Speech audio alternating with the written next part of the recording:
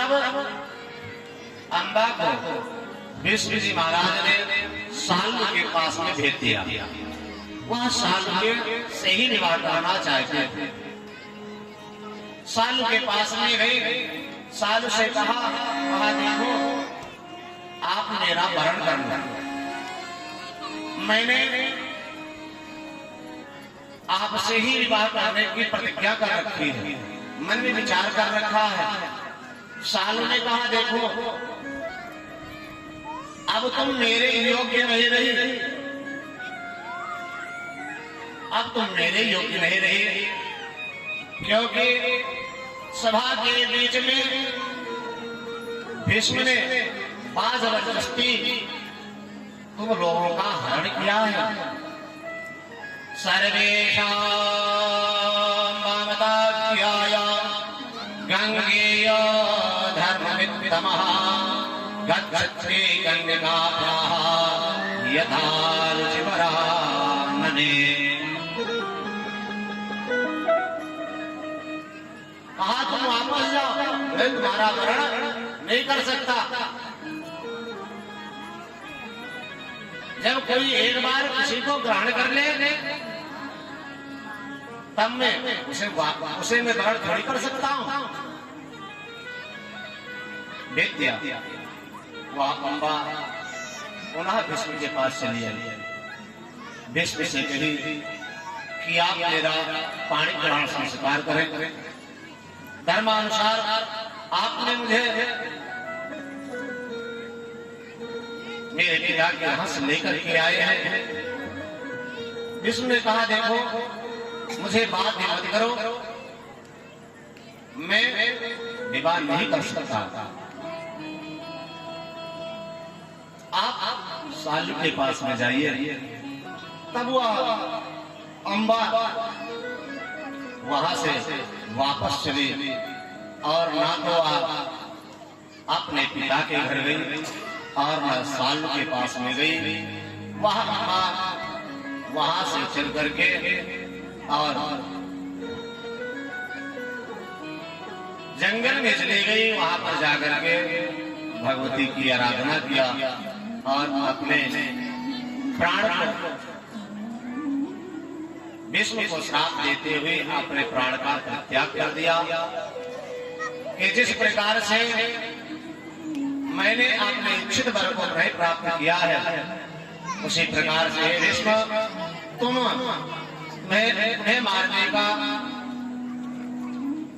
एक मेरा ही कारण होगा। और वही जाकर के शिवंगी के रूप में जन्म लिया। इस प्रकार से अम्बा ने अपने देह का परित्याग किया।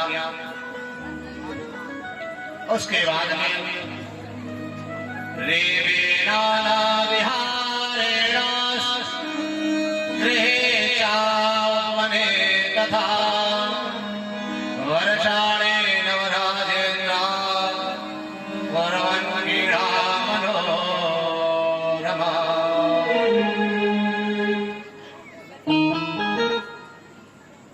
और विचित्र वीर ने अंबिका और अंबालिका के साथ में विवाह कर दिया।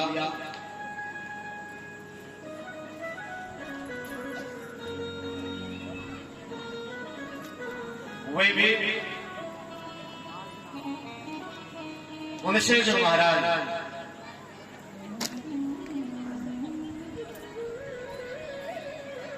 वह भी छाया रोग से ग्रसित होकर के उनकी मृत्यु हो गई। छाया रोग से उनकी मृत्यु हो गई। प्रवासो मरणम भूयो गृहीतो राक्षराः मृते पुत्रे कर्तः जाता सत्यवती तदा। अपने दोनों पुत्रों के मृतक हो जाने पर सत्यवती बड़ी दुखी हुई। अब क्या करें? कार्यामास सत्रस्या प्रेत कल्याण मंत्रभिः भीष्म जी महाराज ने धर्मानुसार दोनों भाइयों का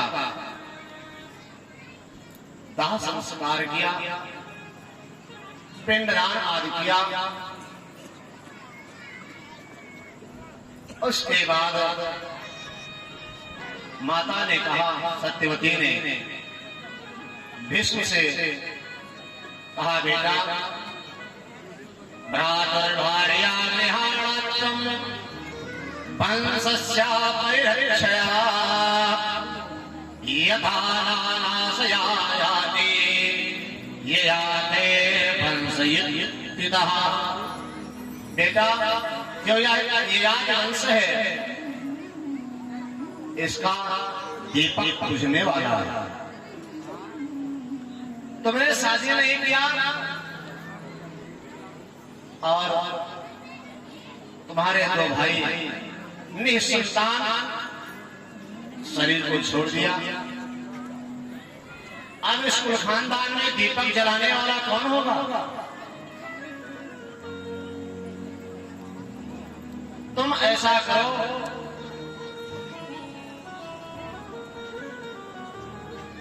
अब तुम इनसे विवाह कर लो और पुत्र की उत्पत्ति करो। भीष्म ने कहा, हाँ मैंने संकल्प लिया है। प्रतिज्ञावे सुतमातः विद्यार्थे मया कृतः नाहं राज्या करिष्यामि न चाहं दान संग्रहः। हे मां, मैंने अपने पिता के कारण मैंने संकल्प ले रखा है, विद्या के या मया कृत्या, मैंने पिता के लिए संकल्प ले रखा है। ना हम राज्य करिष्यामि, हे मां, ना मैं राज्य कर सकता हूँ, न सिंहासन पर बैठ सकता हूँ और ना ही चाहं दान संग्रह, ना मैं स्त्री के साथ में विवाह कर सकता हूं। मैं संकल्पबद्ध हूं, मैं ऐसा नहीं कर सकता। तब सत्यवती बड़ी दुखी हुई। तब उनको याद आया अपने पुत्र की। सत्यवती को अपने पुत्र की याद आई। उन्होंने अपने पुत्र का ध्यान किया। तच्छ्रुत्वा वचनं तस्य काननं स्वासुतां जगाम मनसा व्यासा द्वैपायनम् कल्मषा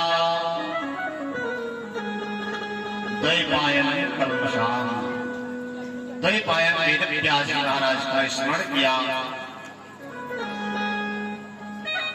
मन में स्मरण किया और वेदव्यास जी महाराज अपने मां को याद करते हुए जान करके और वे वहां से चल पड़े।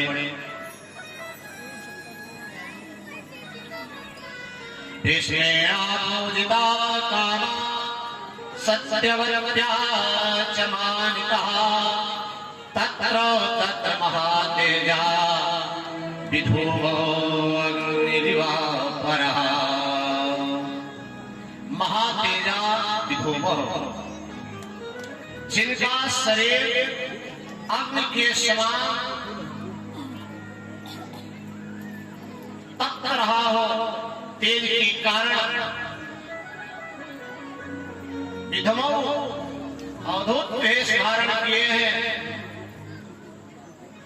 अग्नि ऊपर आ रहा, अग्नि के समान उनका शरीर तप रहा है। ऐसे वेदव्यास जी महाराज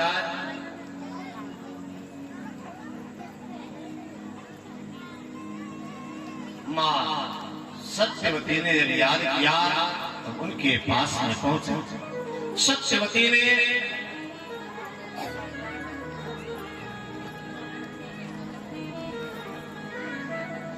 को प्रणाम किया अपनी मां को और मैया ने उनका आलिंगन किया। वेद व्यास ने पूछा, मां आपने मुझे किस लिए याद किया है, कौन सी समस्या आ रही है? तब सत्यवती ने कहा, पुत्र मुझे पुत्र की प्राप्ति कराओ।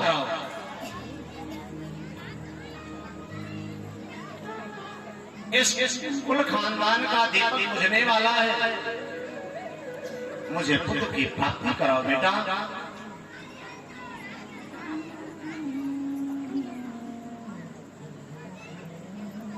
तुम्हारे दो भाई जो हैं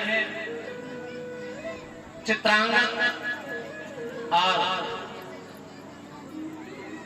ऋषिवेद,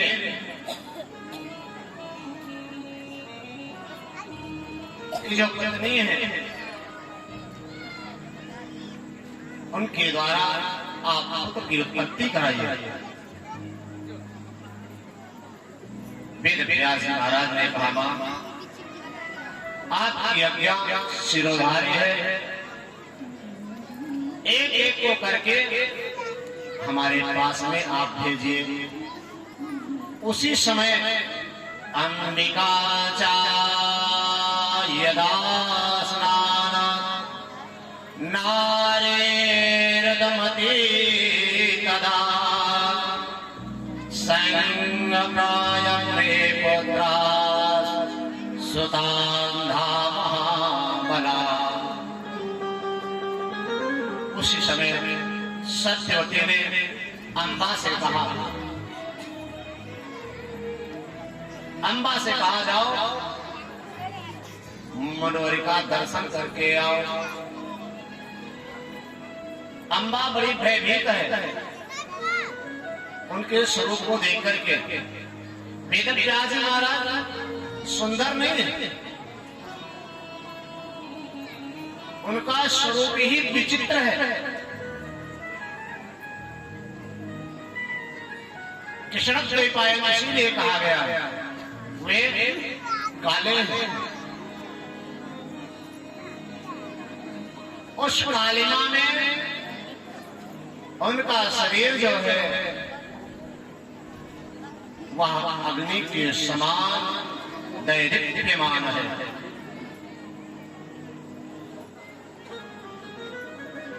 अंबा को भेजा गया, अंबिका को भेजा। अंबिका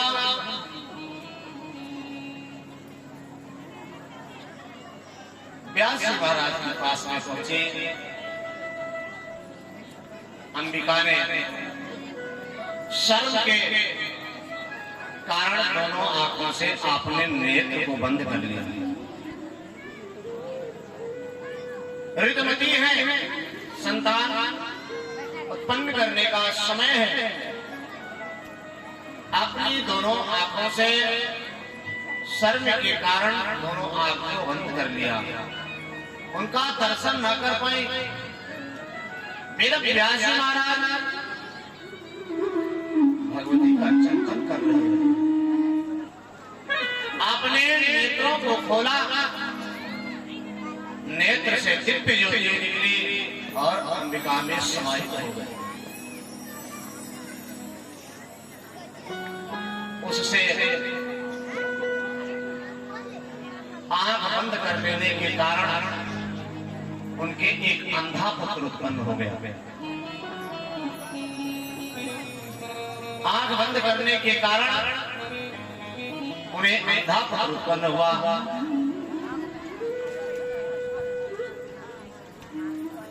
जिसका नाम धृतराष्ट्र रखा गया।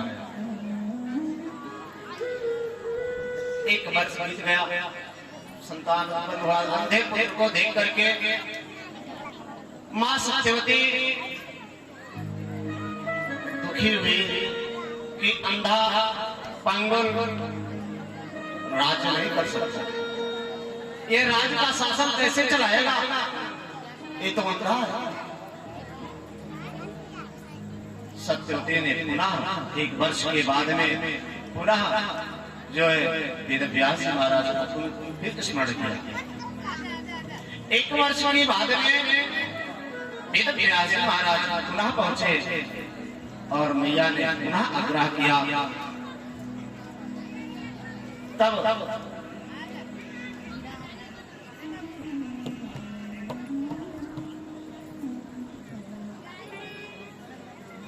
अंबालिका को सत्यवती ने भेजा, कहा जाओ अब तुम पुत्र उत्पत्ति करो, संत का दर्शन करके आओ। दिदियाया जवधोमा पुत्रामुत्पत्तया सुवै ऋतुकाले अथा संप्राप्ते व्यासेन सह संगता। मेरे पुत्र व्यास के पास में जाओ, उनका दर्शन करके आओ और पुत्र की उत्पत्ति करो, वंश की वृद्धि हो।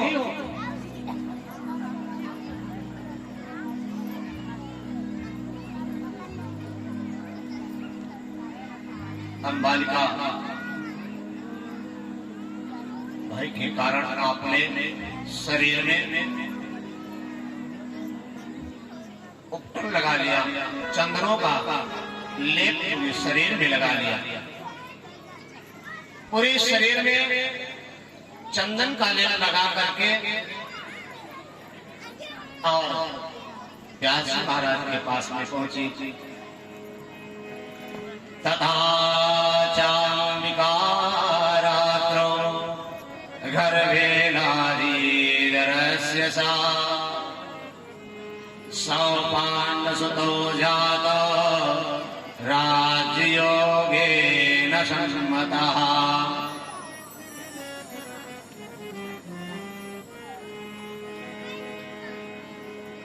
अंबालिका जब व्यास महाराज के पास में गई, भगवती का चिंतन कर रहे हैं, नेत्र को खोला, दिव्य ज्योति निकली और समाहित हो गई।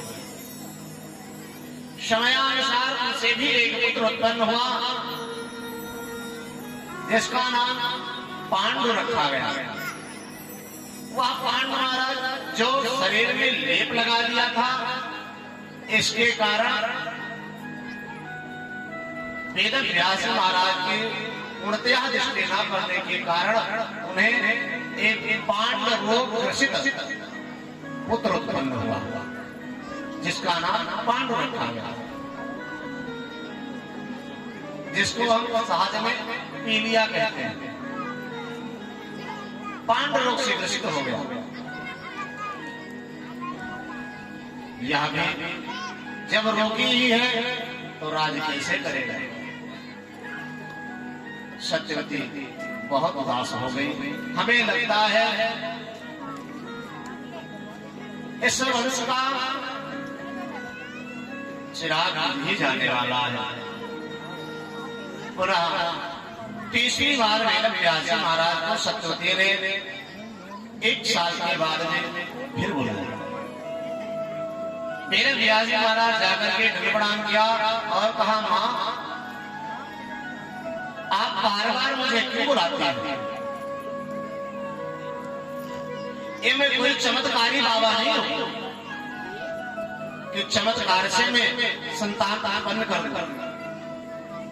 कोई मदारी वाला नहीं हूं।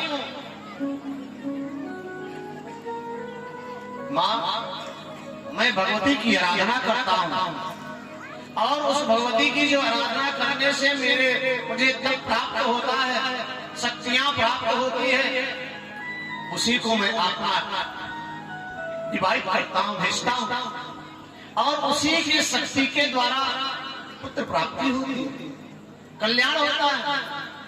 मां, मैं कोई चमत्कारी नहीं हूं। मेरे व्यास जी ने कहा, मां एक चांस और मैं देता हूं, फिर दोबारा नहीं दूंगा। सत्यवती ने अंबिका अंबालिका से पुनः आग्रह किया, कहा आप जाइए और पुत्रोत्पत्ति कराइए। दोनों आपस में वार्तालाप किए, लेकिन वेद व्यास महाराज के स्वरूप को देख करके दोनों भयभीत हैं, जाना नहीं चाहते। इतने में एक दासी है, उसको उन्होंने प्रेरित किया कि तू ही चली जा। तब वह दासी जो है, जो राजकाज के भार को संभालती है,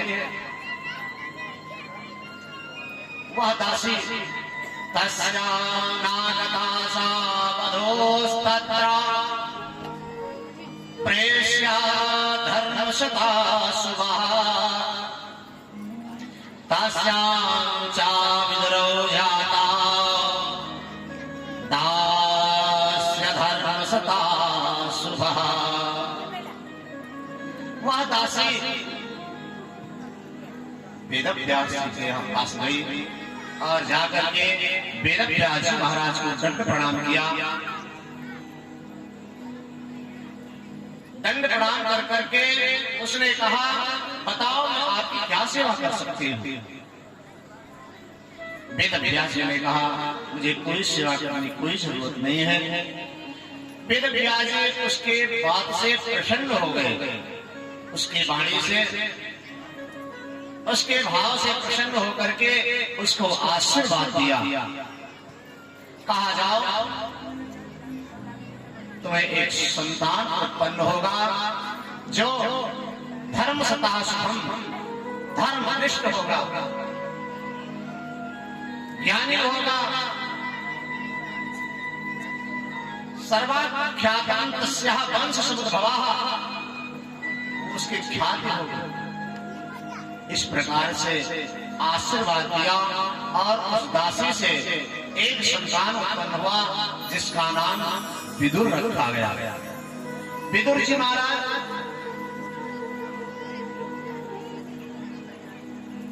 बड़े ही नीतिवान है। विदुर नीति मिलती है, विदुर नीति एक पुस्तक आती है, उसको पढ़ना। बड़ी गुड़ महाराज नीतियां लिखी हुई है विदुर नीति में। विदुर जी महाराज की उत्पत्ति हुई।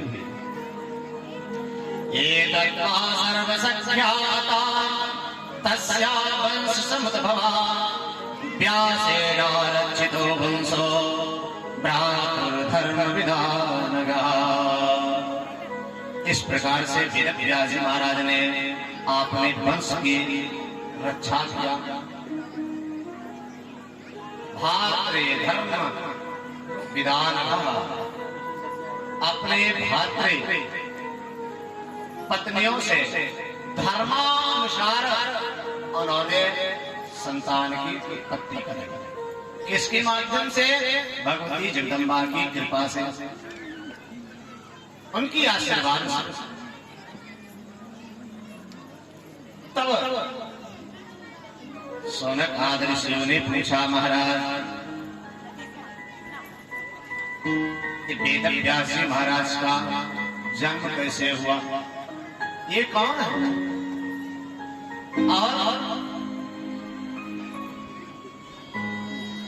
सत्यवती जो है, अगर सत्यवती की ये पुत्र है तो विवाह के पहले इनका जन्म कैसे हो गया?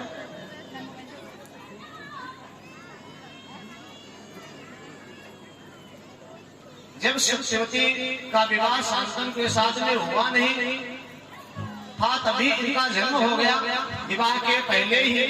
तब ये कैसे उत्पन्न हुए और सत्यवती के पुत्र कैसे कहलाए? कृपा करके बताइए। तब सुखदेव जी महाराज ने भगवती का स्मरण किया, चिंतन किया और कहना प्रारंभ किया, बोलो सच्चे दरबार की, भगवती जगदम्बा की। कहना प्रारंभ किया, प्रणम्य परमां सत्ते चतुर्वर्ग प्रदायिनी आदि शक्ति वदिष्यामि कथा पौराणिके शुभा कथा पौराणिकी शुभा। भगवती की आराधना किया, प्रणाम में परमाम शक्ति। हे भगवती, आपकी कथा को कह पाना, आपके चरित्रों को कह पाना मुझ में सामर्थ्य नहीं है। आपकी चरित्र झलक सरस्वती ब्रह्मा आदि नारद आदि गान करने में थक जाते हैं और आपका नहीं पार पाते। तो हे मां, यह मंद बुद्धि मैं आपका चरित्र कैसे कर सकता हूं। हे मां, सत्यम चतुर्वर्ग प्रदायिनी, हे मां, आप अपने शक्ति मुझे प्रदान करिए, जिसके कारण जिससे मैं आपके चरित्रों का आदि शक्ति वदिष्यामि। हे भगवती, आपके शक्ति से मैं आपके चरित्रों को कहने में समर्थवान हूं। ऐसी प्रार्थना भगवती की। और उसके बाद में सनक आदर्शों से कहा, मैं आपको कथा पौराणिक शुभम, मैं उस भगवती की चरित्र को जो पुरानी कथा है, पुराणों में इतिहासों में वर्णित है, मैं उसे आपको सुनाता हूं, ध्यान पूर्वक सुनना। ऐसा कहा। एक राजा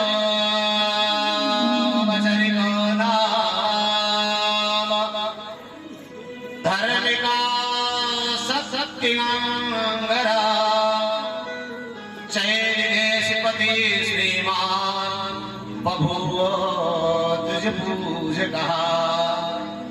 एक राजा है चैन देश के, जिनका नाम है उपचर्य।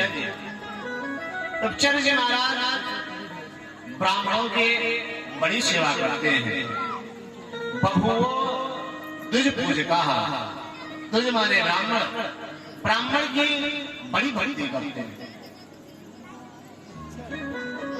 एक बार उन्होंने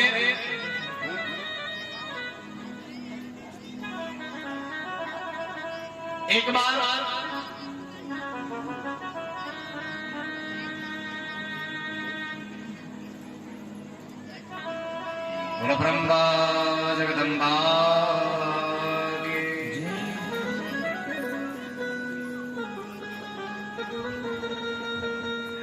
एक बार उन्होंने देवराज की उपासना किया और उन्होंने एक दिव्य मणियों से जड़कर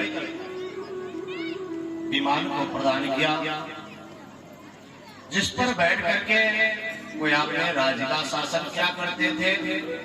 वह विमान कभी पर जमीन पर नहीं उतारते थे, उसी विमान पर ही बैठे रहते थे, जमीन पर कभी उतरते नहीं थे।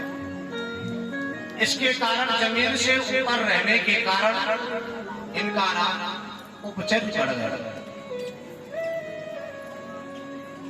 एक बार की बात है,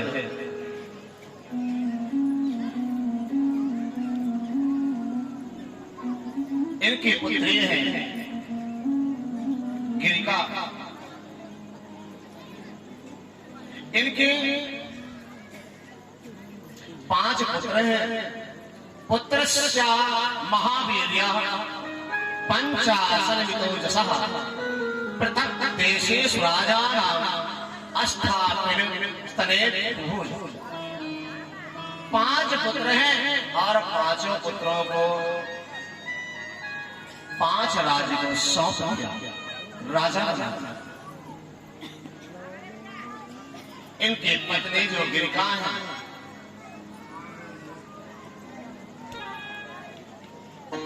वे ऋतुमती हुई।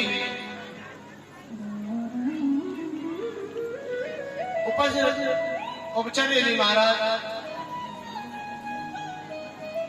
संतान की उत्पत्ति के लिए इच्छाएं जागृत किया।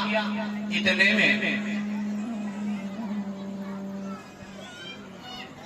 ददापितरश्चैनी ओचार जाये मृगानिति तच्छित्वा चित्तयामासा भार्यामृतमती तथा। उसी समय इनके पितरों ने पिता ने आदेश दिया कि जंगल में जाओ और मृगा का शिकार करके लेकर के आओ। अब उन्होंने विचार किया कि पुत्र की उत्पत्ति की जाए या पितरों की बात मानी जाए। धर्म संकट में है, तब उपचर्य जी महाराज ने विचार किया कि सर्वप्रथम पिता की आज्ञा का पालन किया जाए। पितृ की आज्ञा का पालन करते हुए उपचर्य जी महाराज ने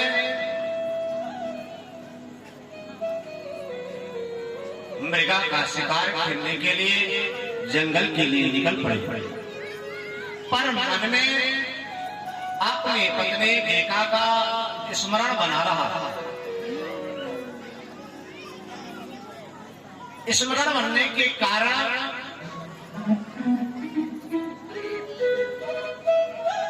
उसको अपने चित्त में बसाने के कारण उपचर्य जी महाराज का तस्वीता प्रशासन कंदा स्मरन्त्यास्य कामिनी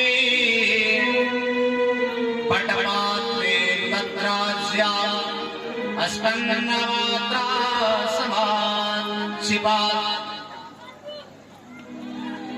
उस कामनी के मन में इच्छाएं जागृत करने के कारण उनका तेज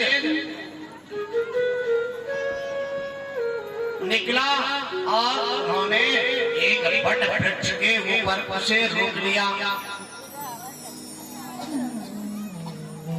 बट वृक्ष के ऊपर उसको रोक लिया और कहा यह तेज तो मेरी धर्म पत्नी के लिए है। उस तेज को रोक करके वहीं पर एक बाज नाम का पक्षी बैठा हुआ था। उसको उन्होंने दे दिया और कहा इसे लेकर के जाओ, मेरी पत्नी ऋतुमती है, उसको दे देना, उसको दे देना। वह बात उस सोने को लेकर के अपने चोंच में और चल पड़ा। इतने में क्या हुआ, बड़े वेग से वह उड़ता हुआ जा रहा था। इतने में एक दूसरा बाज देखा। उसने सोचा कि मेरा शाहजादी जो है किसी मांस का टुकड़ा लेकर के जा रहा है। उसके ऊपर उस दोने को पकड़ने के लिए झपट पड़ा। अब दोनों में उस दोने के लिए लड़ाई हो गई। इतने में वह दोना यमुना जी में जा गिरा। दोनों बाज जब दोनों जल में गिर गया तो दोनों बाज अपने अपने रास्ते को चले गए, क्योंकि उस सोने के लिए ही लड़ाई हो रही थी। दोनों अपने अपने रास्ता को चले गए। इधर क्या हुआ, एक संत उसी जमुना जी में स्नान कर रहे हैं। यमुना जी में स्नान कर रहे हैं। इतने में एकस्मिन् समये कश्चित् अद्रिकानामचयवसरः ब्राह्मणं सामनुव्याप्ता संध्या वंदन तत्परा, संध्या वंदन तत्परा। उसी जमुना जी में वहां संध्या वंदन कर रहे थे, नित्य क्रिया कर रहे थे, भगवती का स्मरण कर रहे थे। इतने में वहां अद्रिका नाम की जो अप्सरा है,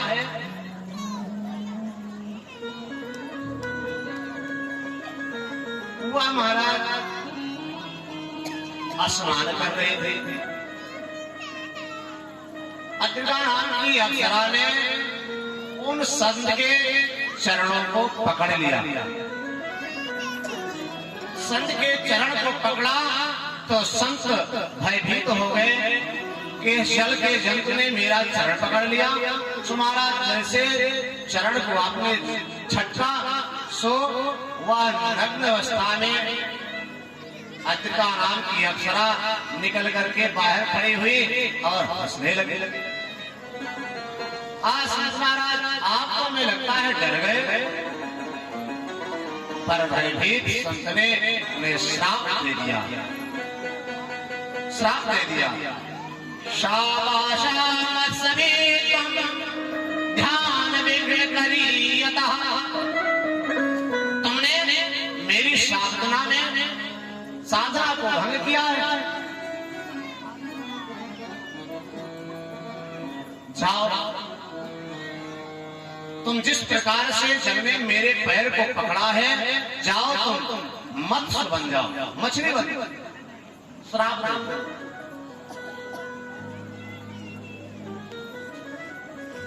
अब वह भयभीत कांपते हुए अप्सरा ने ब्राह्मण देवता के चरण को पकड़ा। संत ब्राह्मण तो महाराज सहज स्वभाव के होते हैं, क्षमे क्षणे रुष्टा, क्षणे तुष्टा, रुष्टा तुष्टा, क्षणे क्षणे। क्षण में महाराज आग बबूले हो जाते हैं और क्षण में महाराज एकदम संतुष्ट, जल से भी शीतल, मानव बर्फ के समान हो गए, जो चाहो सो मांगो।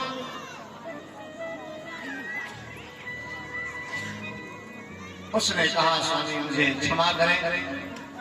कहा मत्स्य तो तुम्हें बनना ही पड़ेगा, लेकिन जब तुम पुत्रोत्पत्ति कर दोगे, कोई संतान हो जाएगा तुम्हें, उसी दिन तुम इस योनि से मुक्त हो जाओगे। ऐसा आशीर्वाद दे दिया। वही अद्रिका जो है उस जमुना में विचरण कर रहे थे, वहां दोना गिरा, तेज गिरा और उसको उस अद्रिका मछली ने निगल लिया। उस मछली ने उसे निगल लिया। समय व्यतीत हुआ, यथा काले यदा मत्सीतं मत्स्यजीविनः सम्प्राप्ते दशमे मासे बबन्धान्त मनोरमा। इसीलिए कहते हैं कभी भी संतों का, ब्राह्मणों का अपमान नहीं करना चाहिए। संत महात्मा ब्राह्मण अगर पूजा पाठ संध्या वंदन किसी प्रकार से कर रहे हैं तो उसमें उपहार नहीं करना चाहिए, उपहास नहीं करना चाहिए। वह ब्राह्मण व संत किस प्रकार से कौन सी समाधि लगा करके बैठा है और किस मूड में है, किस प्रकार से कौन सी साधना कर रहा है, तामसी राजसी सात्विकी कौन सी साधना कर रहा है, इसको हम आप नहीं जान सकते हैं। उस साधना में अगर उसका आप उपहार करते हैं, उपहास करते हैं, किसी प्रकार से बाधा पहुंचाते हैं, तो वह संत कब कैसे किस वाणी से कैसा क्या कह दे कोई पता नहीं। वह वो भी नहीं जानता कि मेरी वाणी से उस समय निकलेगा।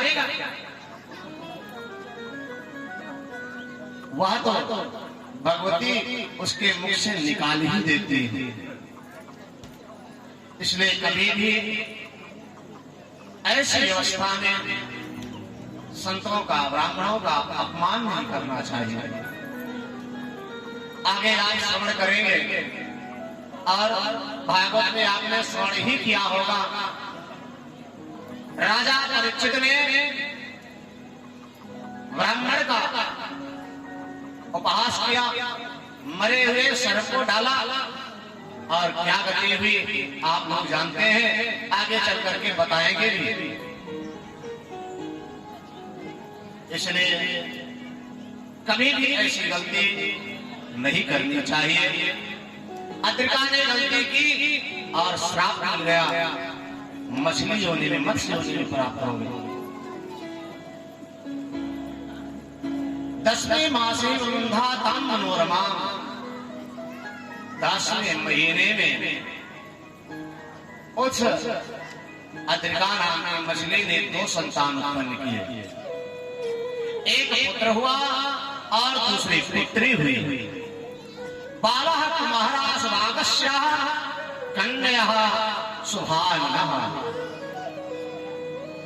एक बालक हुआ और एक कन्या की उत्पत्ति हुई और अद्रिका का उद्धार हो गया। उस शरीर से परित्याग करके दिव्य स्वरूप को धारण कर करके और चली। उसी समय मछुआरे ने जाल डाल रखा था, उसको पकड़ा और चीला तो 2 संतान निकले। तब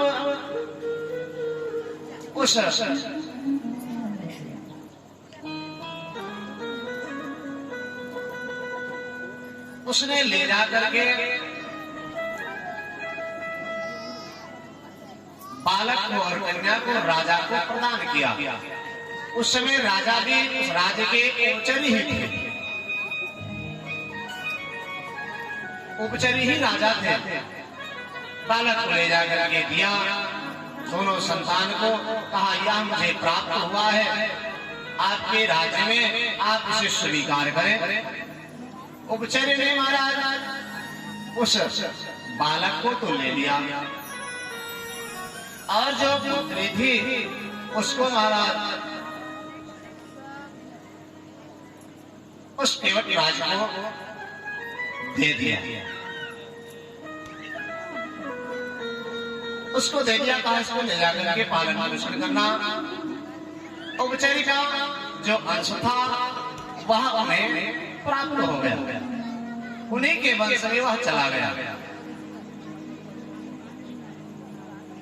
और जो कन्या हुई वह धीरे धीरे बढ़ने लगी। एक समय की बात है,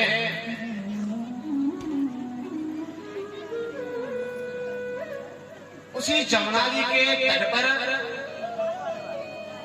नौका अपने पिता को भोजन देने के लिए वह पुत्री जिसका नाम उन्होंने रखा मत्स्यगंधा, मत्स्य उत्पन्न होने वाली इसलिए उसका मत्स्य नाम रखा। और एक योजन तक उसकी गंध जाती थी इसलिए गंधा भी रखी, तो उसका नाम मत्स्यगंधा हो गया। वैसे उसका नाम सत्यवती ही था।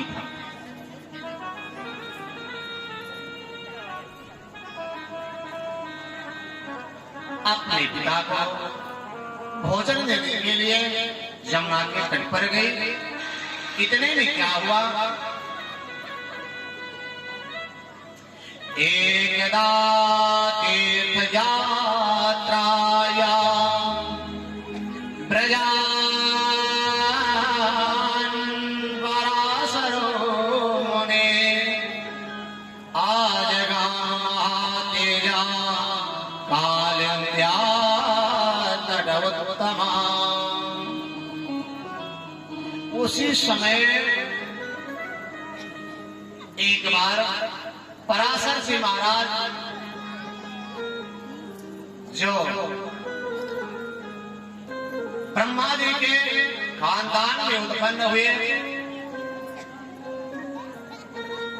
नारायण से उत्पन्न हुए, ब्रह्मा से उत्पन्न हुए, वशिष्ठ और वशिष्ठ के पुत्र हुए शक्ति और शक्ति के पुत्र हुए पराशर जी महाराज। धर्मनिष्ठ तपस्वी तीर्थ यात्राया तीर्थों में भ्रमण करते हुए पराशर जी महाराज वहां आ पहुंचे। उन्होंने यमराज से कहा कि आप निषाद राज से कहा कि आप मुझे नौका से उस पार उतार दीजिए। निषाद राज भोजन कर रहे हैं, कैसे उतारे? भोजन का परित्याग नहीं करना चाहिए, छोड़ना नहीं चाहिए, क्योंकि अन्न देवता का अपमान करना दोष होता है। थाली को छोड़ करके कभी उठना नहीं चाहिए भोजन करते हो, ध्यान देना। हम आप भोजन को लेकर के तो बैठ जाते हैं, लेकिन आवश्यकता जब पड़ती है कोई तो उठ करके और उसको करने लग जाते हैं। ऐसा कभी नहीं करना चाहिए। इससे क्या होता है, अन्न देवता रुष्ट हो जाते हैं और श्राप देते हैं। अगर एक बार उससे उठ गए फिर दोबारा बैठना भी नहीं चाहिए। ऐसा नहीं कि आधा भोजन किया और आधा भोजन कर करके किसी कार्य को करने चले गए और उसके बाद में आकर के फिर भोजन पाने लगे। अगर उठ गए तो उठ गए,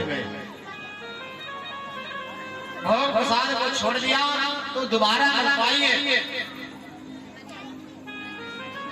ऐसा करने से द्वेष होता है, अन्न देवता रुष्ट होते हैं। निषाद राज ने सोचा अगर मैं इनका परित्याग करूंगा तो दोष लगेगा, और अगर संत को इनकार करता हूं, रोकता हूं, तो हो सकता है संत मुझे श्राप भी दे सकते हैं। इसलिए निषाद राज ने अपनी पुत्री से कहा, बेटी संत महाराज को आप नौका से उस पार उतार दीजिए। पिता की आज्ञा को पा करके वह पुत्री निषाद राज के नौका पर बैठाया और यमुना को पार कराने लग गई। इतने में क्या हुआ,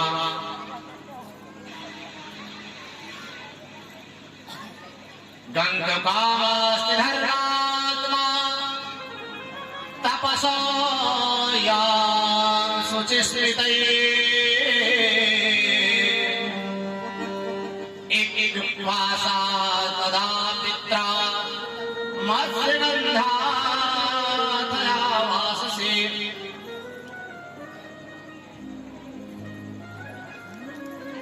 पराशर जी महाराज को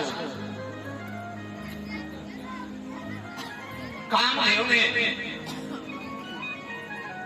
परास्त कर दिया। पराशर जी महाराज विचार करने लगे, ये क्या हो गया? आज तक तो मेरे साथ में ऐसा कभी हुआ नहीं। मैं देवताओं के पास तक गया, उनकी सभा में बैठा, अनेक लोगों से मिलन हुआ, देवियों से मिलन हुआ, लेकिन आज तक तो कामदेव ने मुझ पर आक्रमण ना कर सके। आज ये क्या प्रॉब्लम आया है जिससे कामदेव मुझ पर विजय प्राप्त करना चाहते हैं।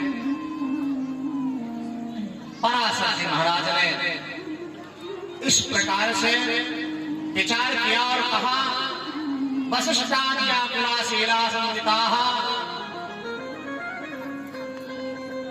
इस उच्च कुल खानदान में उत्पन्न होकर के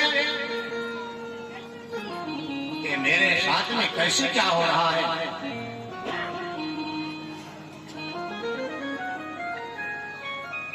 आंख को बंद किया, भगवती का चिंतन किया। मानो भगवती ने सारी बात को बताया। पराशर जी महाराज समझ गए ये भगवती की ही प्रेरणा है जो यह सब कुछ होने वाला है। ऐसा विचार कर करके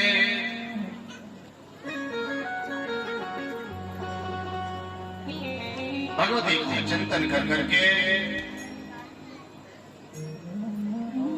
उन्होंने उस सत्यवती से कहा, सत्यवती ने कहा कि अगर ऐसी बात है तो आपको इतने विद्वान, इतने बड़े तपस्वी, आप इस प्रकार से कैसे हो सकते हैं। पराशर ने कहा, मैंने तो बहुत देवियों के पास में गया, अच्छी अच्छी सभाओं में बैठा, पर आज तक ऐसा नहीं हुआ। ये भगवती की ही कृपा है। और स्वयं सुनंदा ने कहा, देखो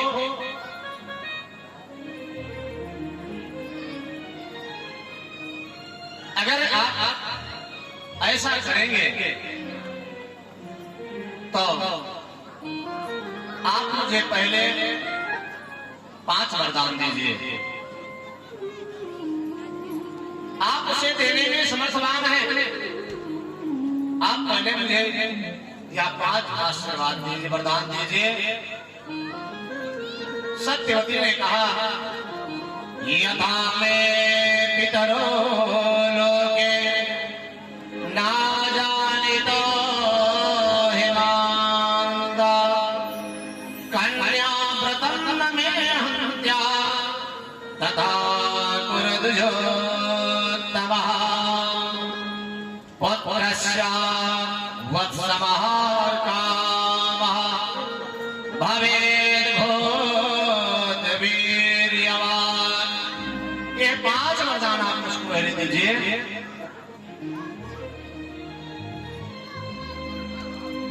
पराशर जी महाराज ने 5 वरदान को दिया। पहला वरदान उस मत्स्यगंधा ने सत्यवती ने मांगा। कहा, पहला वरदान दिला दीजिए, यथा में पितरो लोके जानितो हिमांदा। पहला वरदान ये कि मेरे माता पिता इस बात को ना जानने पाए, आप यह दीजिए। दूसरे वरदान, कन्या व्रतम न में हत्या। मेरा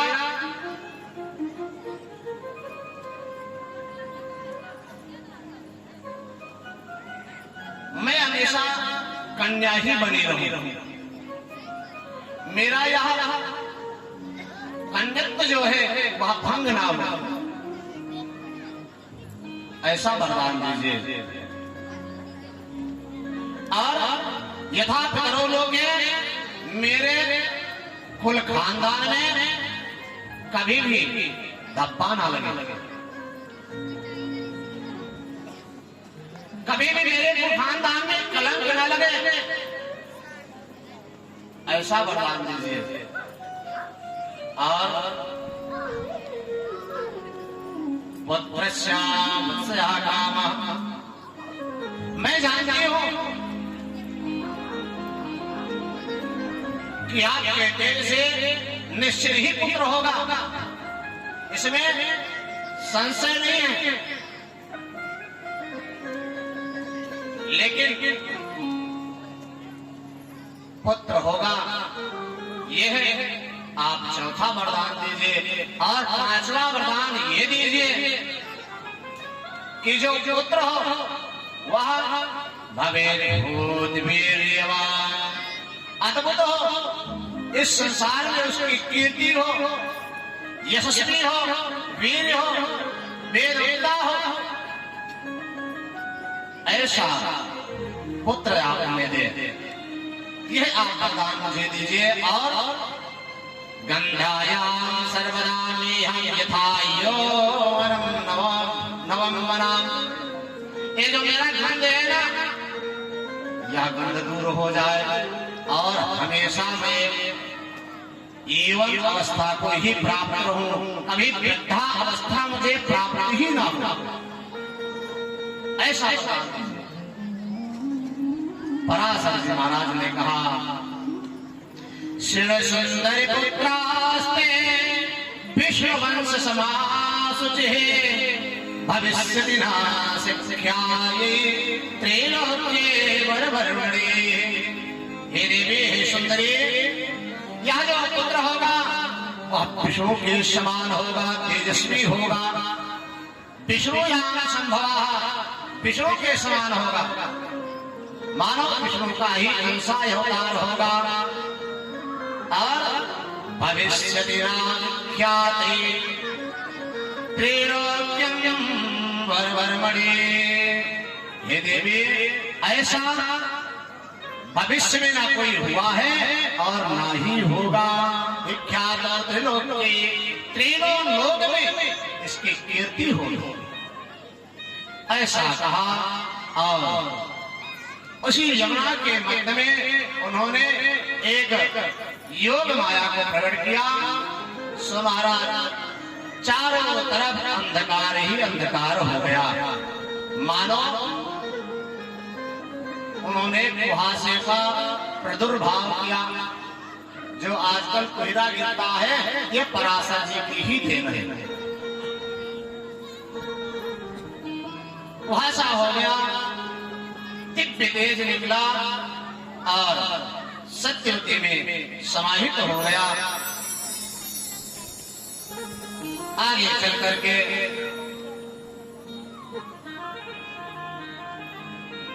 उन्हीं से, सत्यवती से एक संतान उत्पन्न हुआ। और पराशर जी महाराज तीर्थ यात्रा करने के लिए चले गए। जमुना जी में स्नान किया और स्नान कर करके वे चले गए। सत्यवती से ही एक संतान का प्रादुर्भाव हुआ और देखते ही देखते महाराज वह 16 साल की अवस्था को प्राप्त हो गए। यज्ञ अवस्था को प्राप्त हुए। सत्यवती को उन्होंने दंड प्रदान किया और कहा, मां, अब मैं तो तपस्या करने के लिए जाना चाहता हूँ। पर वेद व्यास भगवान के सच्चे दरबार के जय हो। धरती गगन में होती है तेरी जय जयकार होगा, ऊंचे भवन में होती है तेरी जयकार। दुनिया तेरा नाम जपे हो, दुनिया तेरा नाम जपे, तुझको पूजे संसार। धरती गगन में होती है तेरी जयकार, ऊंचे भवन में होती है तेरी जयकार।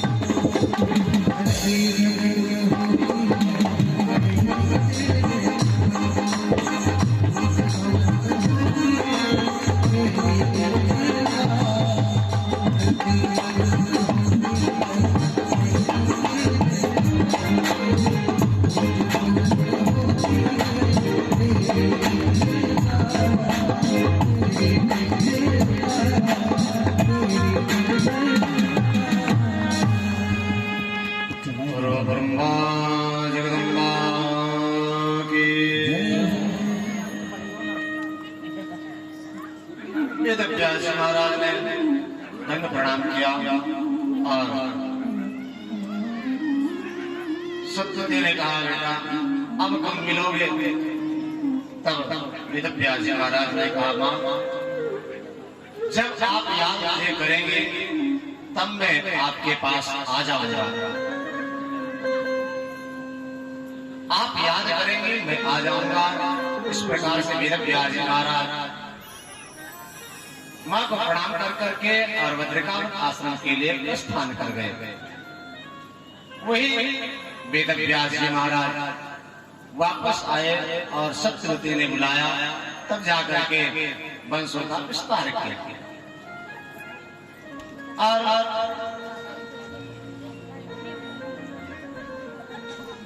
कहा, महाराज आपको यह बता दिया कि सत्यवती के वेद व्यास जी महाराज की उत्पत्ति हो गई, लेकिन सत्यवती का जो निषाद राज के यहाँ जन्म लिया और ऐसे वैशाली राजा शांतन के सातवें विवाह कैसे हो गया? कहा वह निषाद और कहा राजा, इनकी मिलन कैसे हुआ? और आपने तो विचित्र बात को बता ही दिया कि शादी के पहले भीष्म जी महाराज का शांतन के यहाँ जन्म हो गया। कैसे उत्पन्न हुए और वे किसके पुत्र हैं? अगर सत्यवती शांतन की पत्नी है तो भीष्म किसके पुत्र हैं? आपने तो चित्रांगद और विचित्रवीर के बारे में बताया, भीष्म के बारे में तो नहीं बताया। तब ऋषियों की ऐसे पूछने पर सूत जी महाराज ने कहा, इच्छा प्रभो महाविजित स्मृता सत्यवान धर्मशीलस्य चक्रवर्ती नृपोत्तमः। बड़ी विचित्र कथा है, जब तक ध्यान से नहीं श्रवण करेंगे तब तक समझ में आने वाली नहीं है।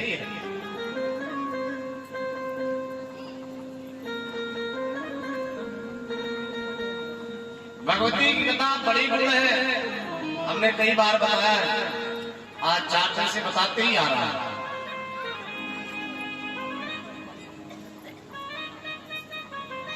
एक किसी कवि ने बहुत सुंदर लिखा है कि राम नाम के हीरे मोती, राम नाम के हीरे मोती मैं बिखराऊं गली गली।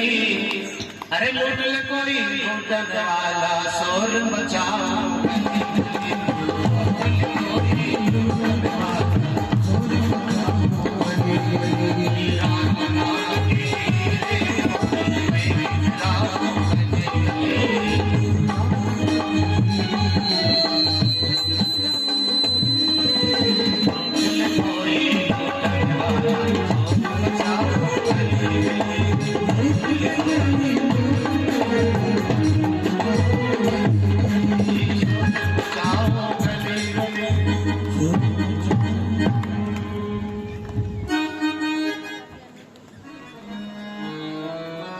केवल आपको 9 दिन तक मिलेगा।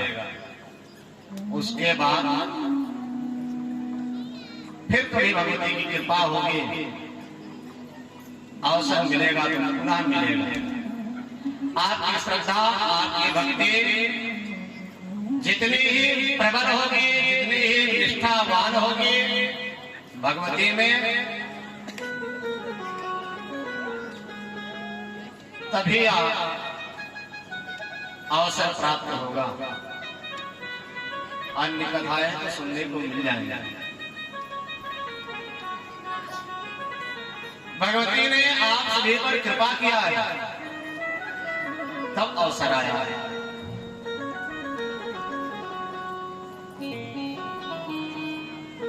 और उस अवसर को गंवा दिया। फिर हमसे बड़ा मूर्ख, हमसे बड़ा पात्र कौन हो सकता है? कोई नहीं हो सकता। इसलिए भाव से कथाओं का श्रवण करें। इसीलिए मैं कथाओं में कभी चुटकुल्ला आपको नहीं सुनाया। आज 5वां दिन चल रहा है, चुटकुल्ला नहीं सुने होंगे। कहीं कहीं तो लोग बोलते हैं, यहाँ तो बड़े भक्त दिखाई दे रहे हैं, सभी लोग भक्त हैं।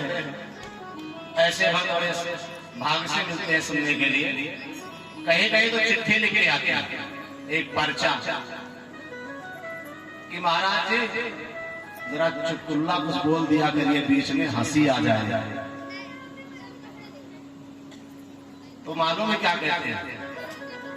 भैया घर पे रह करके तो पढ़े नहीं कि चुटकुल्ला याद किए। आश्रम में पढ़े तो चुटकुल्ला आता नहीं है, और धर्म शास्त्रों में चुटकुल्ला लिखा नहीं है, इसलिए हमने पढ़ा नहीं। तो चुटकुल्ला कहते हैं किसको है ये तो नहीं जानता, लेकिन नौटंकी वाले जो जोकड़ लोग होते हैं उनसे चुटकुल्ला सुन लेना। चुटकुल्ला तो वही लोग सुनाते हैं जो नौटंकी में जोकर होते हैं। तो आप लोग भाव से सुन रहे हैं और सोच रहे हैं। इधर कहते पांच वंश प्रभो महिषा स्मृता। इच्छांग कुल में उत्पन्न एक महाभिष नाम के राजा, जो सत्यवान धर्मशील चक्रवर्ती नृपोत्तमः, जो धर्म में निष्ठा रखने वाले थे, चक्रवर्ती सम्राट हैं। चारों दिशाओं में उनका एक छत्र राज्य है।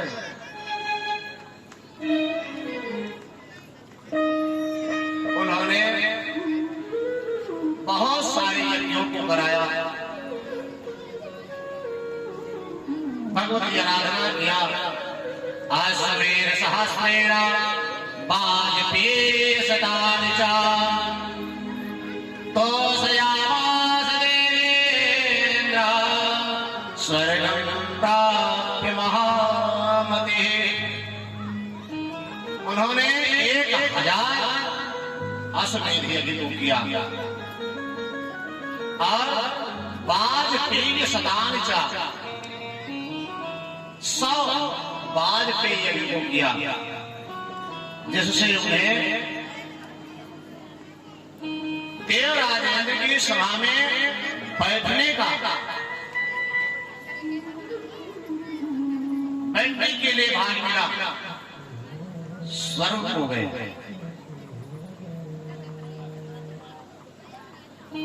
आप हमने पहले बताया, जो स्वर्ग जाता है उसको आना होगा, और जो जिसकी सायुज्य मुक्ति प्राप्त होती है, मोक्ष होता है, भगवती के पास में जाता है, वह कभी वापस नहीं आता। महाविश्राम के राजा देवराजेंद्र के पद को प्राप्त हुआ, आसन को प्राप्त हुआ। सभी देवतागण मिलकर के एक बार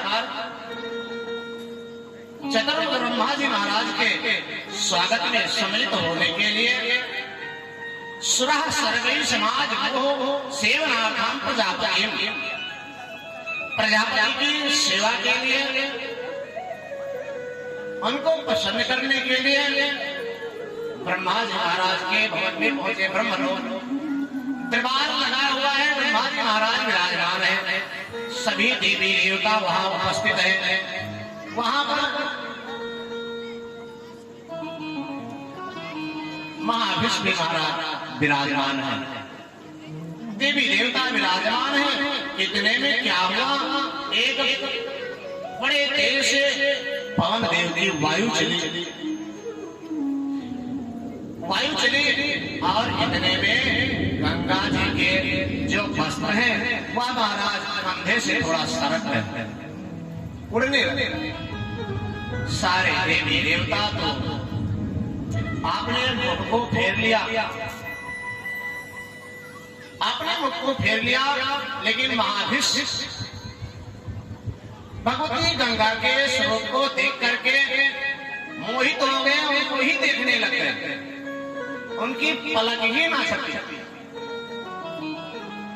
इस दृश्य को ब्रह्मा ने देखा, ब्रह्मा जी ने देखा, बड़े बड़े क्रोधित हुए और क्रोध में आकर के उन्होंने श्राप दे दिया। महाविष्णु कहा अभी अभी तुम मृत्यु लोक से स्वर्ग को आए और अभी भी तुम्हारे मनुष्य वृत्ति नहीं गई, जाओ तुम फिर मृत्यु लोक को चले जाओ। श्राप दे दिया।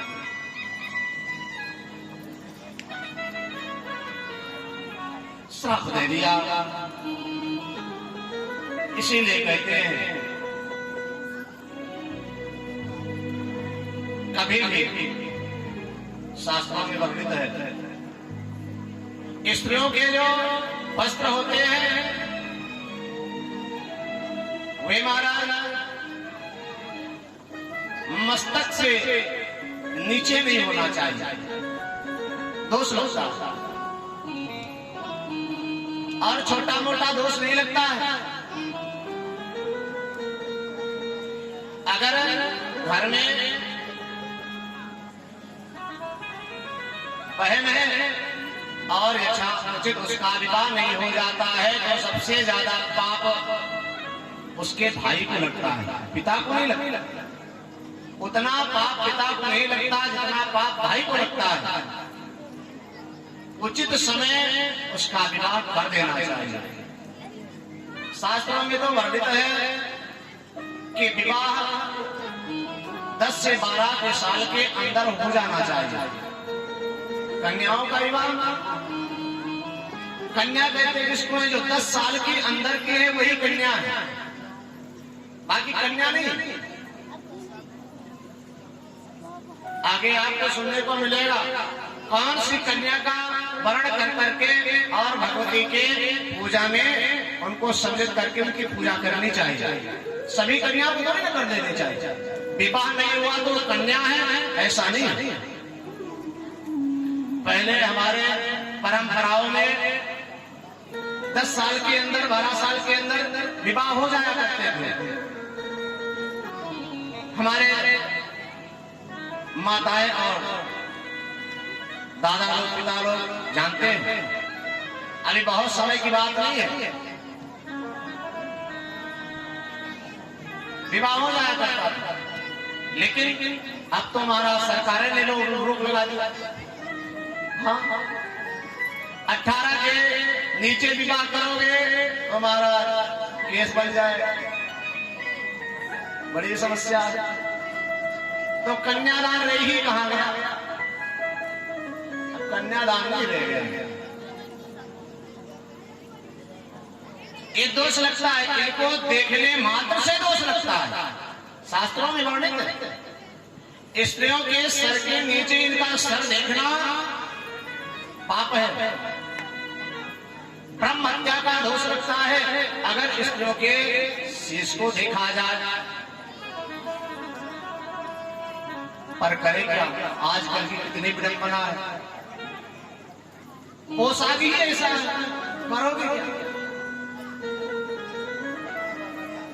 इसीलिए तो कलिकाल ने घोषित कर लिया है, कहते हैं ये क्या है, कलयुग चल रहा है। कलयुग नहीं है, ये कलयुग है। जैसा करोगे वैसा मिलेगा। कलयुग सम नहीं आन युग जो कर विश्वास। ऐसा भी युग हुआ ही नहीं महाराज जैसा कलयुग है। कलयुग सम नहीं आन युग, त्रेता द्वापर पर सतयुग में तो हजारों हजार वर्ष तक 10,000 तक वर्ष तक तपस्या कर करके में लोग दिमक लग जाती थी शरीर में, फिर भी परमात्मा भगवती नहीं मिलती थी। और हमारे इस कलिकाल में तपस्या करने की जरूरत ही नहीं। फिर कहते हैं नाम ही केवल राम ही केवल नाम यथार्थ, नाम लीजिए और उसे पार हो जाएगा। ये कलयुग का प्रभाव है, ये कलयुग का प्रभाव है। जैसा हो रहा है उसी प्रकार से कलिकाल जो है ग्रसित करता हुआ चला जा रहा है। आप कर रहे हैं उसका प्रभाव आप पर पड़ रहा है। वैसे संतान है, वैसे परिवार है। उस दीर्घ सभा में महाविष्णु ने देखा और ब्रह्मा जी ने श्राप दे दिया, जाओ तुम पुरलोके धर्मता, जाओ मनुष्य में पुनः चले जाओ। और इधर गंगा जी ने भी महाविष्णु को देखा, एक ही लोग ने देखा, दोनों लोगों ने देखा।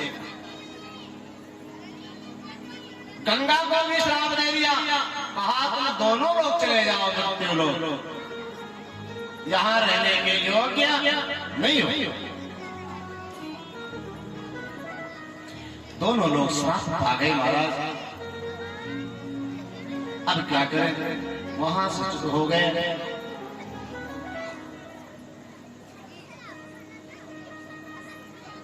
महाविष्णु ने सोचा अब मैं क्या करूं, मृत्यु लोक में किसके यहां जन्म, किससे उत्पन्न हो। तो उन्होंने विचार किया, पश्चात पुरलोके धर्म तदपरा प्रदीपामासा पितरम पुरवंशजा। किसके यहां जन्म लो, बड़े भाग से ही महाराज धर्मात्मा के यहाँ जन्म होता है, किसी भक्त के यहाँ बड़े भाग से जन्म होता है। प्रत्येक ने सोचा किसी धर्म तत्परा जो धार्मिक राजा हो उसके यहाँ जन्म। तो पूर्ववंश में एक राजा है जिनका नाम प्रतीप है। प्रतीप जी महाराज है, बड़े धर्मात्मा है। उनके यहाँ महाविष्णु का जन्म।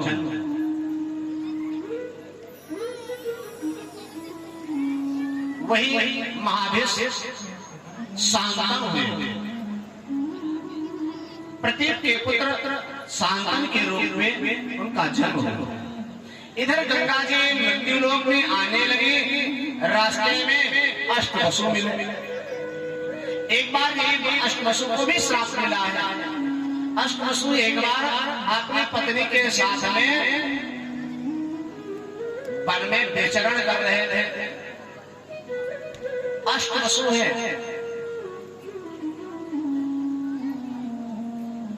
ये अष्टवसु जल के अधिष्ठात्र देवता है। एक विचरण करते हुए आठों लोग, उसमें सबसे बड़े थौ नाम के जो पशु हैं वो सर्वश्रेष्ठ हैं। वे अपनी पत्नी के साथ में जंगल में विचरण कर रहे थे। इतने में वशिष्ठ जी महाराज के आश्रम के सन्निकट जाकर पहुंच गए। वहां पर वशिष्ठ जी महाराज गए थे कुछ फल लाने के लिए जंगलों में। इनकी पत्नी ने देखा कि ये गौ बड़ी सुंदर बंधी हुई है।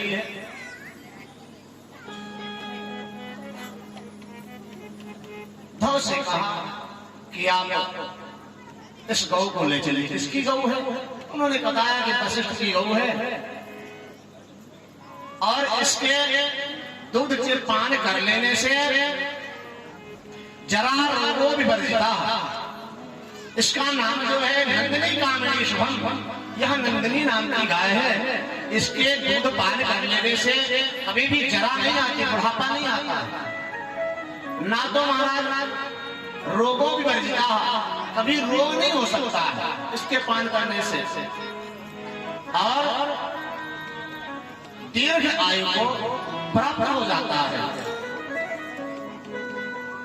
तब उसने कहा एक काम करिए, इस गौ को आप ले चलिए। अपनी मेरी एक सखी है, मृत्युलोक में रहती है, वह बड़ी ही दुखी है लोग आदि से, उसको पिला देंगे दूध इसका तो वह मेरे समान हो जाएगी, कभी मरेगी नहीं, वृद्धावस्था नहीं प्राप्त होगा, न रोग होगा उसको, कई वर्षों तक जीवित रहेगी। ऐसा कहने पर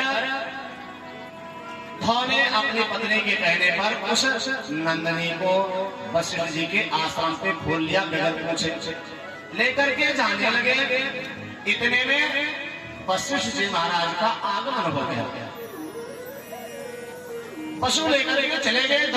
वशिष्ठ जी महाराज आश्रम पर आए, तब देखा कि मेरी नंदिनी तो है नहीं, कहाँ चली गई। पूरे जंगल में हेरा या विचरण किया, देखा कहाँ गई, कहीं खुल करके आहार लेने चली गई होगी। जब कहीं नहीं मिली तब उन्होंने ध्यान लगाया, ध्यान लगा करके देखा तो क्या देखते हैं कि ध्रुव जो है हमारे नंदिनी को लेकर के जा रहे हैं। वशिष्ठ जी महाराज ने श्राप दे दिया, कहा जाओ तो इस प्रकार से मेरी नंदिनी को खोल करके ले गए हो चोरी से, जाओ तो मनुष्य हो जाओ, मृत्यु लोक चले जाओ। ऐसा जब वशिष्ठ जी महाराज ने श्राप दे दिया, तस्मात् सर्वे दृश्यन्ति मनुष्येषु न संशयः, येषां शापः धर्मात्मा पुष्टां करुणा स्वयं। वशिष्ठ जी सारा दे दिया, कहा जाओ आठों के आठों लोग तुम मनुष्य हो जाओ। अब मनुष्य होने का श्राप दे दिया। तब ऐसा जान करके उस नंदिनी को लेकर के वशिष्ठ के पास में आए आठों पशु और उसको दे दिया और क्षमा याचना किया कि मेरी इस मनुष्य होने से निवृत्ति कैसे होगी, कृपा करके इसे बताइए, मेरे दुख का निवारण कैसे होगा। तब वशिष्ठ जी महाराज प्रसन्न होकर के कहा जाओ इसमें जो सबसे श्रेष्ठ जो महाराज पशु है वह कई वर्षों तक राज्य करेगा, क्योंकि उन्होंने मेरी गौ को खोल के ले गया है और तुम लोग तो उनके साथ है, इसलिए क्षण मात्र में तुम्हारा उद्धार हो जाएगा, जन्म लेते ही तुम्हारा उद्धार हो जाएगा, ऐसा बताया। लेकिन जन्म तो तुम्हें लेना पड़ेगा।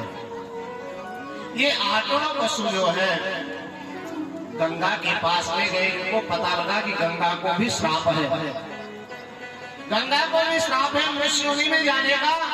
तब गंगा के पास में गए, रास्ते में गंगा जी से मिले और उनसे कहा तथा मनुष्य देहे दीर्घकालं वसंस्थिते ते सत्ता परिगच्छन्ति गंगा दृष्ट सरित्वशा।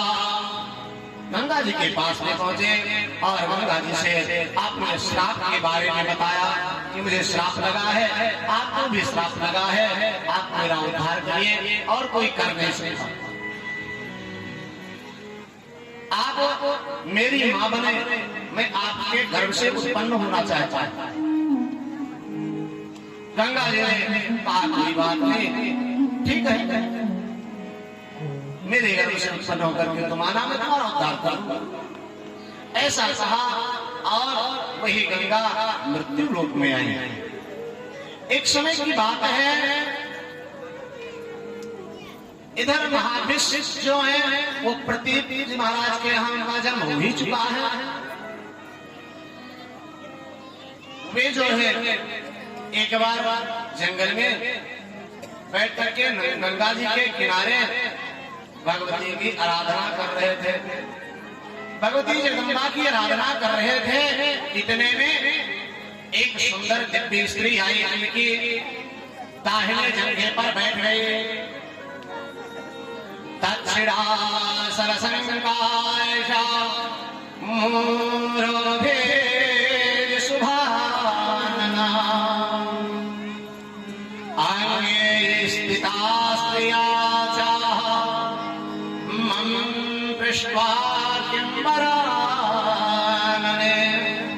भगवती की साधना कर रहे थे। इतने में वह दक्षिण जंघे पे आकर के वहां दिव्य सुंदरी बैठ गई।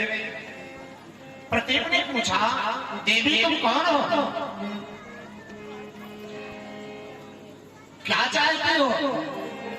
सात बरारो, हे बरारो, हे दिव्य सुंदरी, तुम किस लिए आई हो? कुरुश्रेष्ठ काम में मामा मेरी कहने गंगा पे क्यों बैठ गई? तब उन्होंने बताया कि मैं गंगा आपके साथ में वरण करना चाहती हूँ, आपके साथ में विवाह करना चाहती हूँ। प्रतीप ने कहा, देवी मैं आपसे विवाह नहीं कर सकता। कहा क्यों? कहा जो पत्नी होती है वह अपामांगी होती है, और पुत्री जो होती है वो दक्षिणांगी होती है। संतान का दक्षिणे कंधे में बैठता है, बाप अपने दक्षिण भाग में उसे बैठाता है। तुम तो मेरी पुत्री हो चुकी हो, मैं तुम्हारे साथ विवाह कैसे कर सकता हूं? हाँ, एक बात है, तुम अगर बनना चाहती हो तो मेरा पुत्र है, उसके साथ में तुम विवाह कर सकती हो, तुम मेरे पुत्र वधू बन सकती हो। पुत्र वधू भी पुत्री ही होती है। आजकल तो माताएं बहुओं को बहू ही मानती हैं, और सास को बहू जो सास ही मानती है। इसीलिए सास और बहू में कभी बैठता नहीं।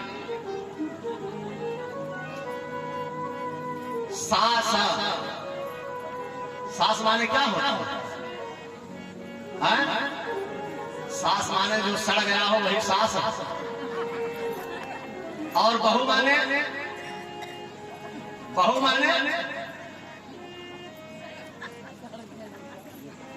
दोनों भी महाराज में बैठते हैं।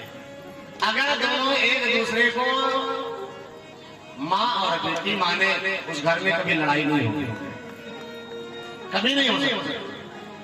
जिस प्रकार से आप एक बेटी को दूसरे के यहाँ देते हैं और दूसरी बेटी आपके यहाँ आती है, आपकी बेटी वहां की बहू होती है और दूसरी बेटी आपकी बहू होती है, इसलिए दोनों बेटी ही हैं। बेटी को बेटी का दर्जा देंगे बहू का, तभी यह गृहस्थ जीवन सुचारू रूप से चल पाएगा। बहू में अपनी माँ को, एक माँ छूटती है तो दूसरी माँ मिलती है। अभी तक तो एक माँ थी, अब महाराज उसके पास में दो माँ हो जाती है, दो शिक्षाएं देने वाली। इसलिए बहुओं को बेटी माने। महाविष्णु महाराज प्रतीप ने कहा, मेरे पुत्र के साथ में आप विवाह कर ले। महाविष्णु महाराज प्रतीप जी महाराज आए और अपने पुत्र से बताया, कहा देखो शांतन से कभी भी आप जंगल में जाना, अगर कोई दिव्य सुंदरी तुम्हें मिले तो उसका वरण कर ले। ऐसा कहा और शांतन को महाराज राजभार सौंप करके और चले गए तपस्या करने के लिए। वही शांतन जो महाराज सा एक राजा भोरे गंगा तेरे जनान कहा तदर्शा छांगे सुंदरी चार भूषण। मृग को शिकार करते हुए जंगल में भ्रमण करते हुए गंगा जी के किनारे पहुंचे तो वहां पर उन्होंने मृग साक्षी सर्वांग सुंदरी, वहां दिव्य सुंदरी के रूप में गंगा जी का दर्शन हुआ। शांतन जी महाराज उसके ऊपर आकर्षित हो गए। शांतन जी ने कहा, आप मेरे साथ में विवाह करें। गंगा जी ने कहा कि मैं जानती हूँ तुम प्रतीप के पुत्र शांतन हो, मैं तुम्हारे साथ में विवाह कर सकती हूँ, लेकिन मेरी एक शर्त है। कहा कौन सी शर्त है? कहा इस शर्त को आप मान लोगे तो मैं आपके साथ में विवाह कर सकती हूँ। कहा कौन सा शर्त है? तो उन्होंने कहा कि देखो मैं जो भी करूंगी उसमें आप हस्तक्षेप नहीं करेंगे। किसी प्रकार की गलती अगर करती हो तो उसमें आप हस्तक्षेप नहीं करेंगे, चाहे वह मैं गलत करूं या सही करूं, जो करूंगी वह सही ही होगा। आप उस पर हस्ताक्षेप नहीं करेंगे। जिस दिन आप हस्ताक्षेप करेंगे उस दिन मैं आपको छोड़ करके चले जाऊंगा। आसक्त होने के कारण शांतनु ने गंगा के साथ में वर्ण कर दिया। कहा तुम्हारी प्रतिज्ञा मुझे स्वीकार है, तुम्हारा स्वीकार कर लिया। वही गंगा शांतनु की पत्नी बनी और कुछ समय पश्चात एक पुत्र को उन्होंने जन्म दिया जो अष्टवसु थे। प्रथम अष्टवसु का जन्म हुआ और गंगा ने जन्म लेते पश्चात उसे ले जा करके गंगा जी में डाल दिया। धीरे धीरे करते करते 7 वसुओं को ले जा करके गंगा जी ने डाल दिया। 7 वसु मर गए। ऐसा देख करके शांतनु बहुत दुखी हुए, बहुत समझाया, देवी आप मेरी बात को मान लीजिए, जो कहो सो दे दूंगा। 8वां पुत्र पैदा होने वाला है, आप उसको उस प्रकार से मत करिएगा। मैं भी एक राजा हूं, मेरा भी कुछ कर्तव्य है। आप ले जाकर के बच्चों को फेंक देते हैं। इस राज्य में अनेक शब्द उठते हैं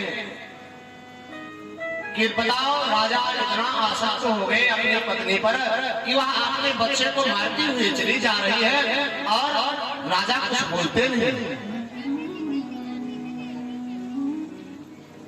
आप कुछ भी मांगो, मैं सब देने को तैयार हूं, लेकिन हे देवी आप इस बालक को ऐसा मत करिए। समय पश्चात उस बालक का जन्म हुआ, लेकिन गंगा ना मानी। उस बालक को लेकर के और चल पड़ी। लेकर के चले, शांतनु ने देखा और पकड़ लिया। कहा देवी हमने आपको रोका था कि आप इस पुत्र को मुझे दे दीजिए, आप उसको नष्ट न करें। फिर भी नहीं माने, लेकर के जाने लगी। तब क्रोधित होकर के शांतनु ने कहा अरे राक्षसी, ये तो कोई राक्षसी ही अपने पुत्र के साथ में ऐसा कर सकती है और अपने पुत्र को कौन फेंक सकता है, अपने पुत्र को कौन मार सकता है? तुम तो चंडालनी हो, मैं इसे ले नहीं जाने दूंगा। मेरा भी कर्तव्य है, इस वंश का विस्तार कैसे होगा, मेरे बाद राजा कौन बने? कठोर शब्दों को, कई बातों को बोला भीष्म जी महाराज शांतनु ने और कहा मैं ले नहीं जाने दूंगा। तब गंगा जी ने आपने श्राप की बात को बताया, आपने श्राप की बात को बताया। आपने कमजोरियां कभी किसी को बताना नहीं चाहिए। सबसे पहले आपने कमजोरी कभी भी किसी को नहीं बताया। उसी प्रकार से गंगा जी ने भी अपने श्राप के बारे में शांतनु को नहीं बताया, ना कोई बताया। किसी प्रकार की कभी भी समस्या आ जाए तो उसे कभी किसी से शेयर नहीं करना, शेयर नहीं करना, उसको आपने में सल्टा लेना चाहिए।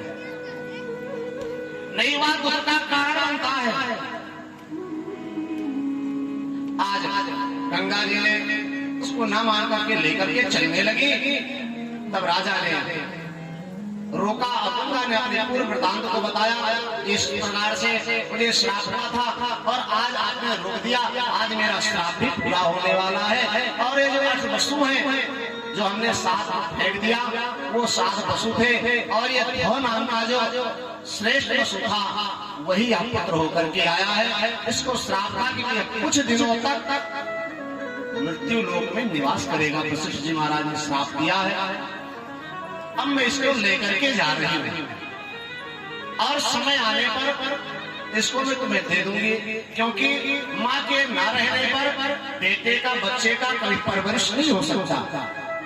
पिता की पुत्र की, बच्चों की परवरिश नहीं कर सकता।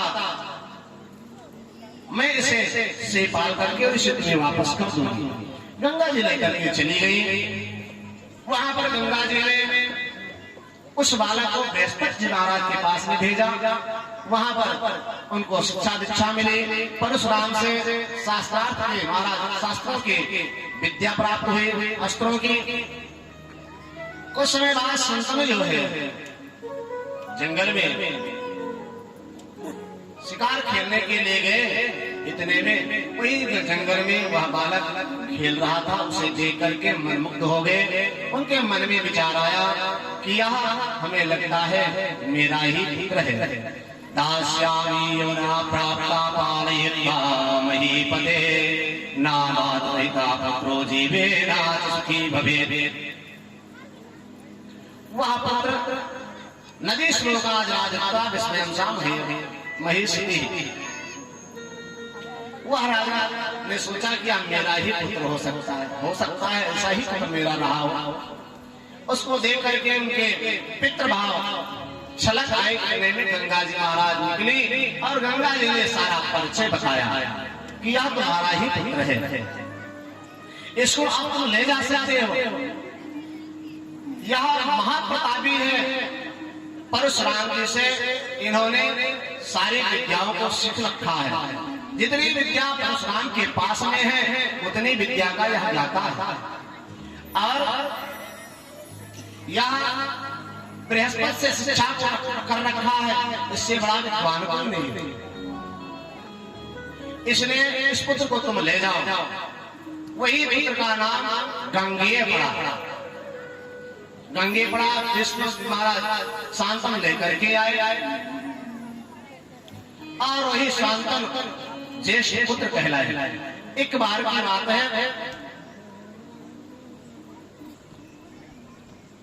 वही बालक वो लेकर के आए। इसका नाम आगे चल करके भीष्म पड़ेगा। अभी वह गंगेय है। एक बार की बात है, शांतनु शिकार खेलते हुए जंगल में विचरण कर रहे थे। इतने में उनको एक सुगंध आई, खुशबू सुनाई पड़ी। खुशबू आई, उसको सूंघते हुए, उस वास को लेते हुए राजा उस सुगंध के पीछे पीछे चल पड़े। रमणा सुगम प्राप्त कुमारेण यथाहरा।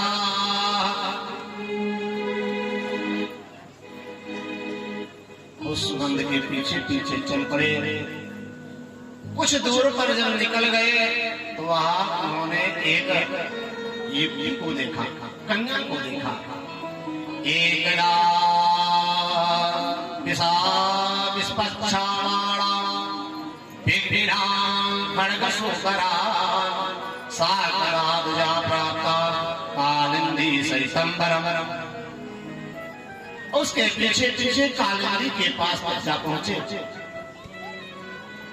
चंपका च माल्यता च केतकी वावराः नामांतरस्य गंधायां मृगानाभिः सदस्यनः।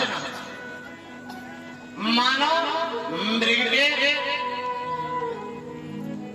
मृगलोचन जैसा महाराज महक आ रही हो,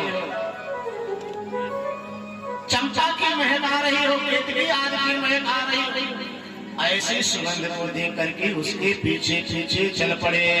इतने में ये सुंदर कन्या दिखाई दिया। उसके पास और कहा, हे देवी यशाते हस्यंधो में सजताया निश्चयाः। उन्होंने विचार किया कि ऐसी सुगंध तो दूसरे में हो नहीं सकती। यह वही कन्या है जो सुगंध देने वाली है। पराशर जी महाराज के आशीर्वाद से जो एक कोष तक जो महाराज सुगंध देती थी, वह कन्या एक कोष तक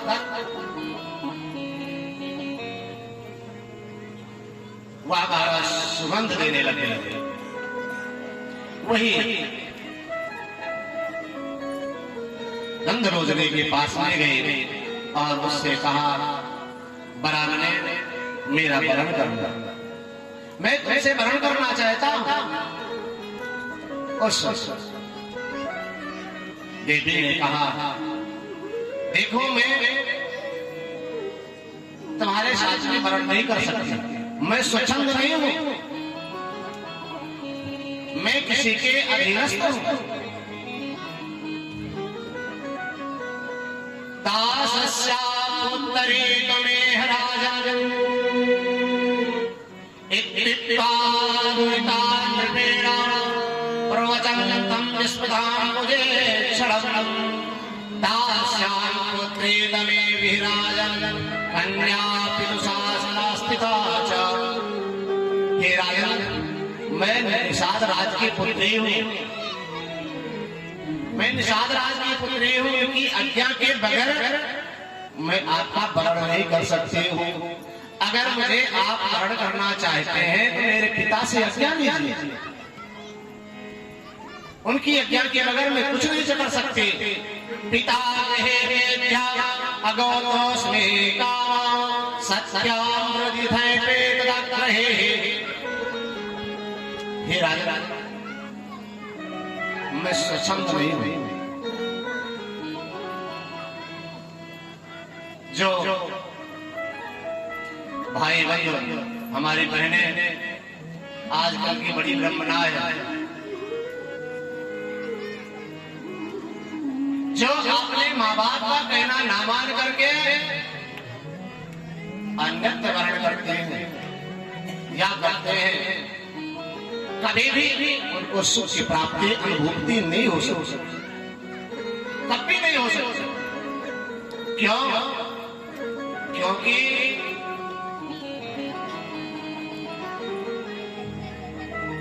उनको अनुभव नहीं है, जीवन का अनुभव नहीं है।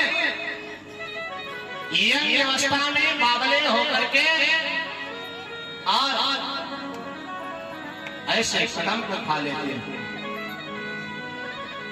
जो माँ बाप का कहना नहीं मानता है, उसको मालूम है क्या कहते हैं?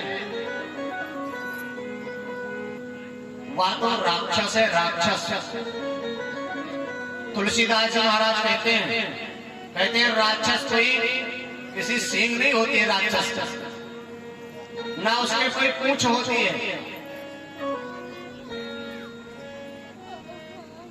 रावण को भी राक्षस ही कहा गया, जो उत्तम कुल पुलस्त चैनांदी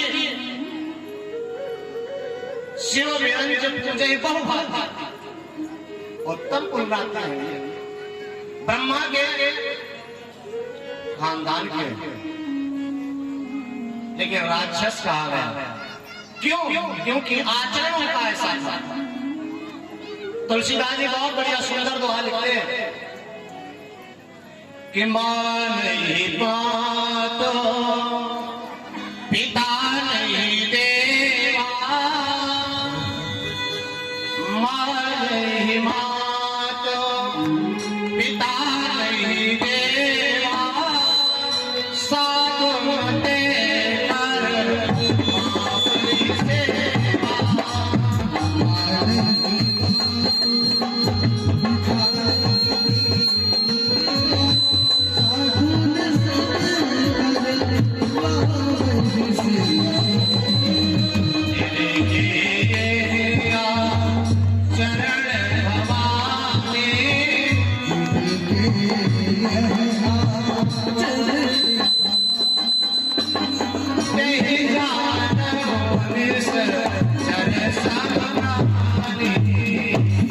Yeah.